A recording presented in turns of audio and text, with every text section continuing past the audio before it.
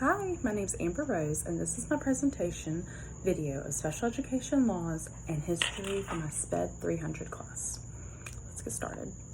There have only been special education laws present within the United States educational system since the 1970s, or the last 50 years. A brief history on special education: before the 1970s and the early 1800s, there were a couple of schools and institutions for those with disabilities. The American School for the Deaf, that was founded in 1817, was the first school in the Western Hemisphere to provide to special needs children. And the Columbian Institute for the Deaf and the Dumb and the Blind, that was founded in 1864, which was the first college to provide degrees to those with disabilities. Later, in 1919, there was a court case called SPD versus Board of Education that allowed special needs students to be expelled from the school due to their facial abnormalities because teachers and fellow students were nauseated by students' physical appearances and drooling. The Council for Exceptional Children was the first largest support group in 1922 that ensured that children with special disabilities received free, appropriate public education. Eventually, the National Association for Retarded Citizens, that was formed in 1950 by 23 advocacy groups that had the same beliefs, came together as one and eventually helped with the passing of IDEA.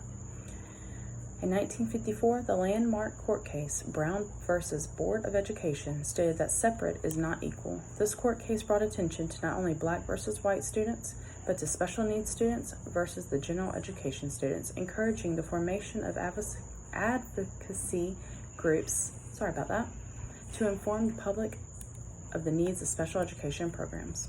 Legislation finally ensured equal educational opportunities for students with disabilities in the early 1970s.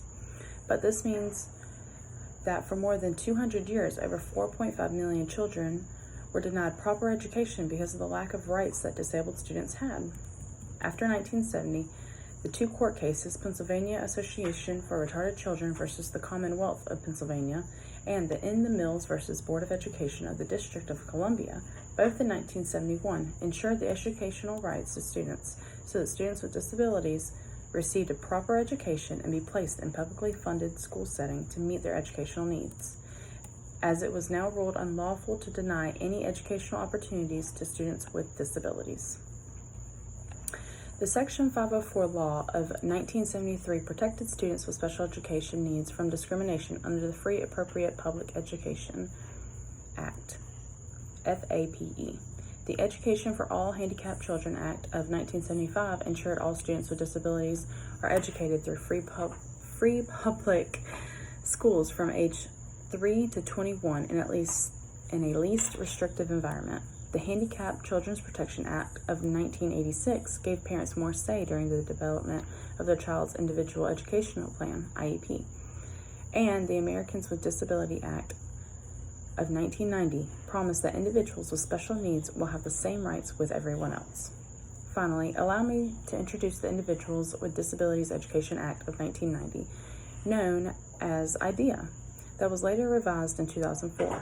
This national law ensures special education to all students with disabilities using pillars of FAPE, LRE, IEP, evaluations, parent and student participation, due processes, and all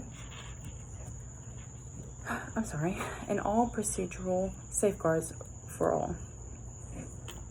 The Jacob Wilkingman versus Parma City School District determined that parents' rights allowed them to pursue claims under IDEA on their own behalf, and the rights existed independently from the rights of their child.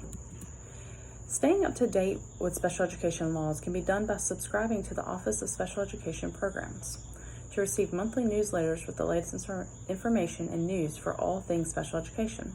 The link to subscribe can be done through www.sites.ed.gov/idea/newsletter/.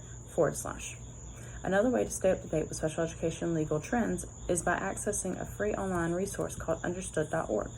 This website provides families with tools and advice for the children's academic, emotional, and social journey.